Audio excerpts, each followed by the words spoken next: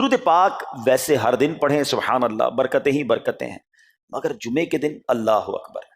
آپ جب درود کے فضائل احادیث کی کتابوں میں دیکھتے ہیں نا، تو باقاعدہ الگ چیپٹر باندھا محدثین نے، یعنی عام درود پاک کے فضائل لکھے، پھر ایک آپ کو درود پاک کی فضیلت کی کتاب میں الگ چیپٹر ملے گا کہ جمعے کے دن درود پڑھنے کے فضائل، یعنی اتنی حدیثیں ہیں اسپیشلی فرائیڈے کے لیے، جمعے کے دن کے لیے۔ بڑی مشہور حدیث میرے آقا علیہ الصلوۃ والسلام فرماتے ہیں، جس کا مضمون ہے کہ جو کوئی شخص جمعہ کے دن 200 بار درود پاک پڑھے، اس کے 200 برس کے گناہ معاف کر دیے جاتے ہیں۔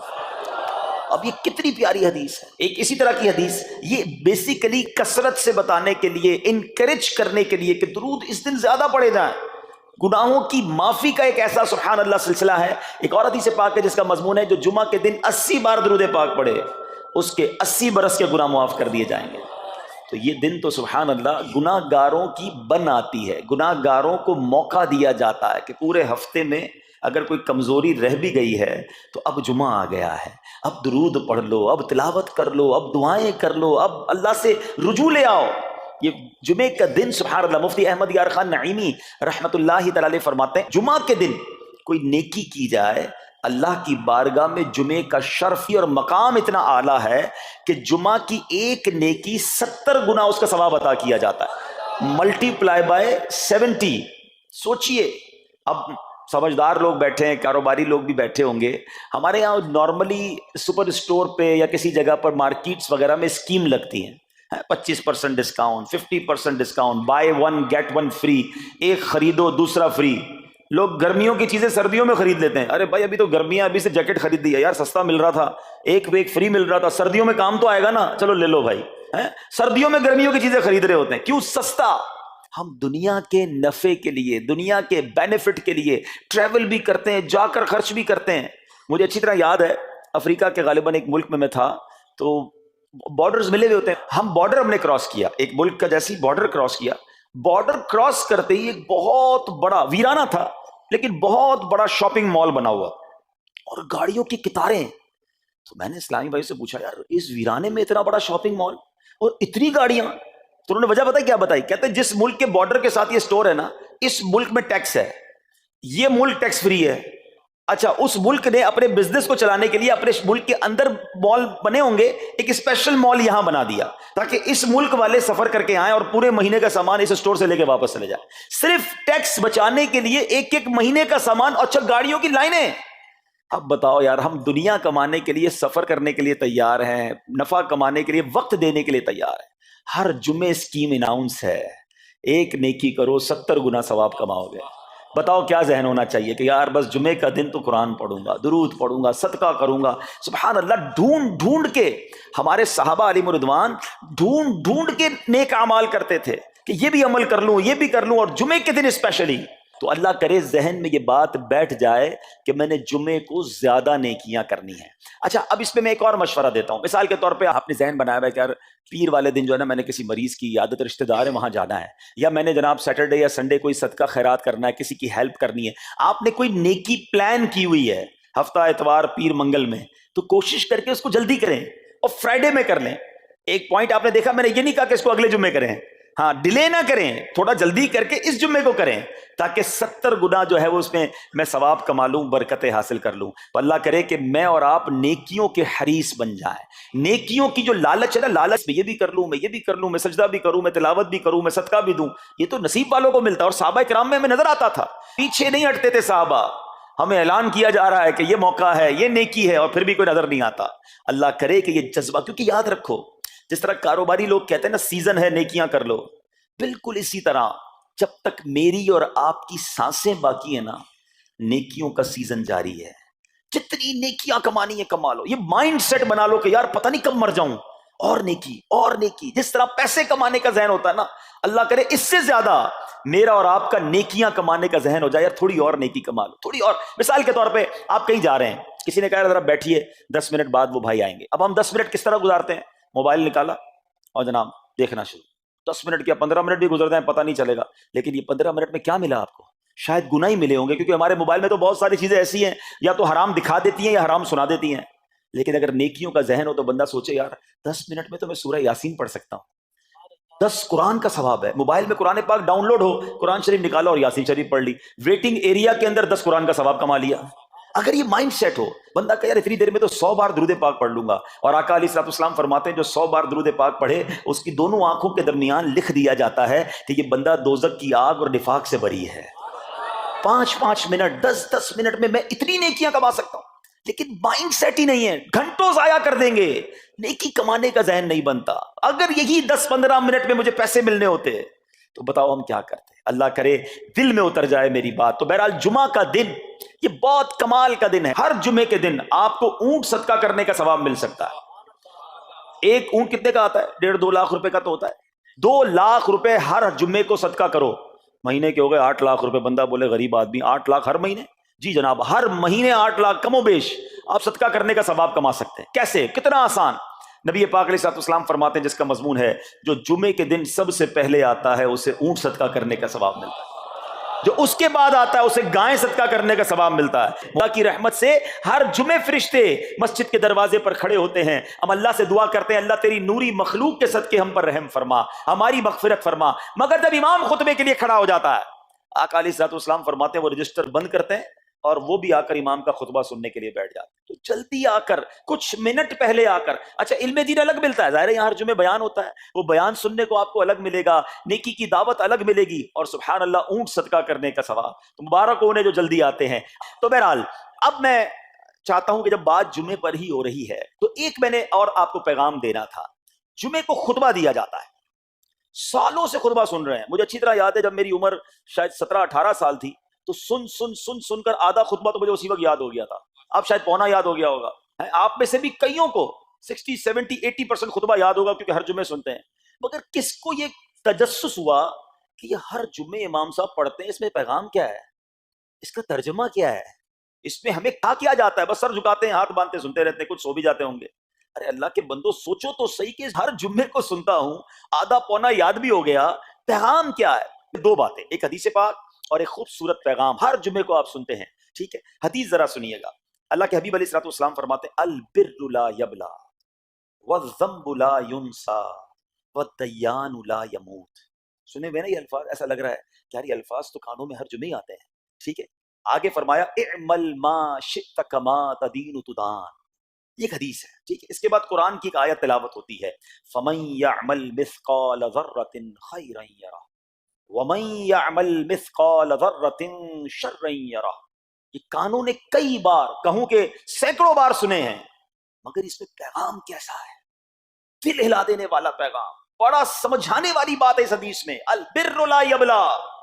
میرے آقا فرماتے ہیں نیکی پرانی نہیں ہوتی, کرتے جایا کرو, یہ نیکی تمہارے اکاؤنٹ میں جمع ہو رہی ہے.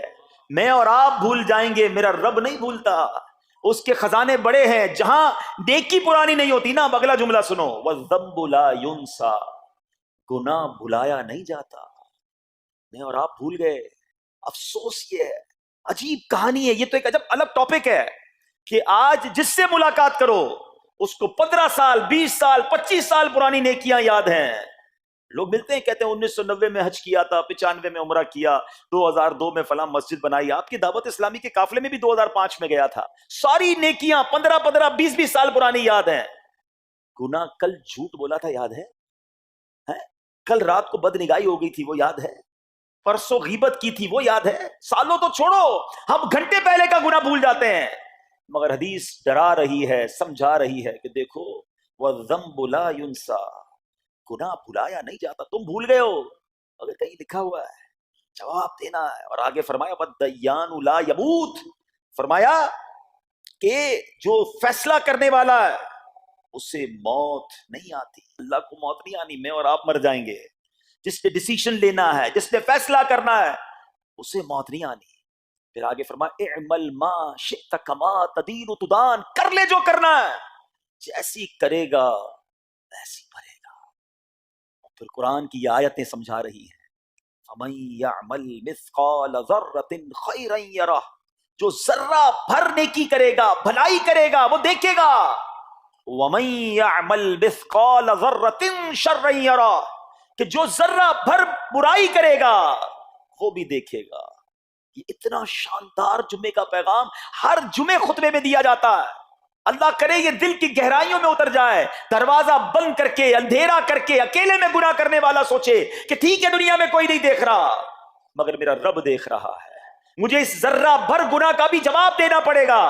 لوگ کہتے ہیں چھوٹی سی بات ہے یار، چھوٹا سا گناہ ہے، ٹھیک ہے چلتا ہے، سبھی تو کرتے ہیں۔ نہیں جناب، وہ نقطہ نواز ہے، وہ معاف کرنے پہ آئے تو 100 بندوں کے قاتل کو معاف کر دے، اور وہ پکڑنے پہ آئے تو ایک نقطے پر پکڑ فرما دے۔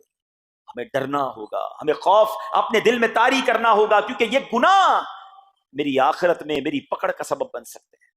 بالکل اسی طرح چھوٹی چھوٹی نیکیاں سمجھ کے چھوڑ دیتے ہیں، یار سنت غیر موقدہ ہی ہے نا، نفل ہی تو ہے نا، سنت ہی تو ہے نا، ٹھیک ہے درود پڑھنا چاہیے، نہیں پڑھا تو کوئی بات نہیں۔ ارے یار کون اجتماع میں جائے، کون درس میں بیٹھے، صدقہ دینا کوئی واجب تو نہیں، زکات تو پوری دیتا ہوں، چھوٹی چھوٹی نیکیاں سمجھ کر چھوڑتے ہو۔ ارے وہ تو کتے کو پانی پلانے والے کو اس سبب سے بخش دیا کرتا ہے، راستے سے پتھر ہٹانے والے کو بخش دیا کرتا ہے۔ فرمایا نا البر لا یبلا، نیکی پرانی نہیں ہوگی، کرتے جایا کرو۔ اللہ کرے کہ یہ ذہن بن جائے کہ بس میں زیادہ سے زیادہ نیکی کروں، دو لوگوں کے دلوں میں خوشی داخل کروں، مسلمانوں کی خیر خواہی کروں۔ اس ایک ہی حدیث پر، ان آیتوں پر میں مزید بھی بہت بات کر سکتا ہوں، لیکن میں نے اشارہ دیا کہ ضرور اس پر توجہ دیں۔ اور ایک شاندار پیغام ہر جمعے میں ہم سنتے ہیں، کیا شاندار وہ پیغام ہے، وہ پیغام ہے الا لا ایمان لمن لا محبت لا۔ یاد ہے سب کو، جمعے میں سنتے ہو نا، اور 3 بار کہتے ہیں امام صاحب الا لا ایمان لمن لا محبت لا، الا لا ایمان لمن لا محبت لا۔ کبھی تو امام صاحب کو روکتے، حضور یہ ہر جمعے کو پڑھتے بتائیں تو اس میں ہے کیا؟ نہیں ہمیں کیا ضرورت ہے، بس جمعہ ہو گیا بس ٹھیک ہے، ٹائم پورا ہو گیا، فرض پورا ہو گیا۔ ارے اللہ کے بندو سمجھو تو صحیح اس میں میسج کیا ہے۔ اللہ اکبر، سنو اس کا مطلب کیا ہے، سنو الا لا ایمان لمن لا محبت لا، سن لو اس کا ایمان نہیں جس کے دل میں نبی پاک سے محبت نہیں، ایمان ہی نہیں ہے۔ ارے جس دل میں نبی پاک سے محبت نہیں اس کا ایمان ہی نہیں ہے۔ اعلیٰ حضرت امام اہل سنت ایسے ہی نہیں لکھتے کہ اللہ کی سرتابہ قدم شان ہے یہ، انسان نہیں انسان، وہ انسان ہے یہ۔ قرآن تو ایمان بتاتا ہے انہیں، اور ایمان یہ کہتا ہے میری جان ہے یہ۔ ایمان کمپلیٹ ہی نہیں ہوتا نبی پاک علیہ الصلوۃ والسلام سے محبت کے بغیر۔ اور یہ بات ایسا لگتا ہے انفارچونیٹلی کہ غیر مسلم جانتے ہیں، تبھی تو وہ سازشیں کرتے ہیں۔ انہیں پتا ہے، آپ بتائیں دنیا کے کس ملک میں نماز روکی جاتی ہے؟ نہیں روکی جاتی۔ مسجدوں کی تعمیر ہو رہی ہوتی ہے، تلاوت قرآن ہو رہی ہوتی ہے، کوئی نہیں روکتا، قرآن چھپ رہے ہیں۔ لیکن بار بار اگر حملہ ہوتا ہے، بار بار اگر اٹیک ہوتا ہے، تو اس لیے ہوتا ہے کہ ان مسلمانوں کے دلوں سے ان کے نبی کی محبت کو نکال دو۔ ان مسلمانوں کے دلوں میں اگر یہ محبت رسول رہ گئی تو یہ پھر بھی دوبارہ آ کر یکجا ہو جائیں گے، ایک ہو جائیں گے، نیک ہو جائیں گے۔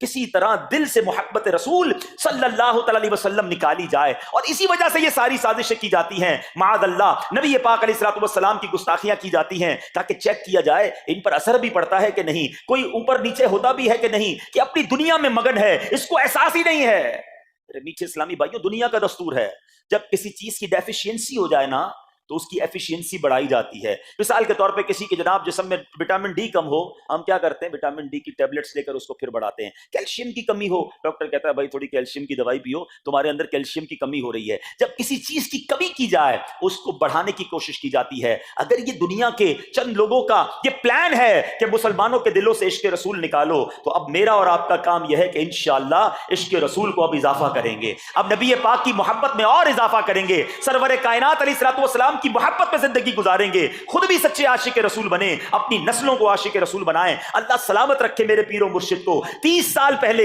یہ آج کل کا شعر نہیں ہے، اب بچپن سے یہ نعت سن رہے ہیں، کم و بیش 25-30 سال پہلے میرے مرشد نے کیا پیاری التجا پیش کی، اپنی نسلوں کے لیے کیا ہمیں پیغام دیا۔ کہتے میری آنے والی نسلیں تیرے عشق ہی میں مچلیں، میری آنے والی نسلیں تیرے عشق ہی میں مچلیں، انہیں نیک تم بنانا مدنی مدینے والے۔ یہ ہے پیغام دعوت اسلامی کا کہ ہم بھی عاشق رسول بنیں، کسی صورت ہمارے دل سے عشق رسول کم نہ ہو، اور جناب ہماری نسلوں میں ہم عشق رسول اتاریں۔ تو مجھے اور آپ کو اس ڈیفیشینسی کو ایفیشینسی میں، اس میں اضافے کا اہتمام کرنا ہوگا۔ اب آئیے دیکھتے طریقے کیا ہیں، کیسے عشق رسول بڑھے گا، کیسے دلوں میں محبت رسول بڑھے گی، کیونکہ جمعے کا یہ اعلان ہر جمعے سنتے ہو، الا لا ایمان لمن لا محبت لا۔ وہ ایمان ہی کامل نہیں ہے، وہ ایمان ہی کمپلیٹ نہیں ہے جس دل میں عشق رسول نہیں ہے۔ تو عشق رسول بڑھے گا کیسے جناب؟ تو دنیا کا بڑا سمپل فارمولا ہے کہ عشق بغیر اطاعت کے کمپلیٹ ہی نہیں ہوتا۔ دنیا میں بھی آپ جس سے محبت کریں، ہو ہی نہیں سکتا کہ آپ جس سے محبت کریں اس کی بات نہ مانیں، ایسا ہو سکتا ہے؟ کہ میں آپ سے محبت بڑی کرتا ہوں، مانوں گا ایک بھی نہیں آپ کی. نہیں جناب، جس سے محبت ہوتی ہے بندہ کہتا ہے آپ کے لیے جان حاضر ہے، آپ حکم تو کریں، آپ کا فرمان سر آنکھوں پر. یہ دنیا کا دستور ہے.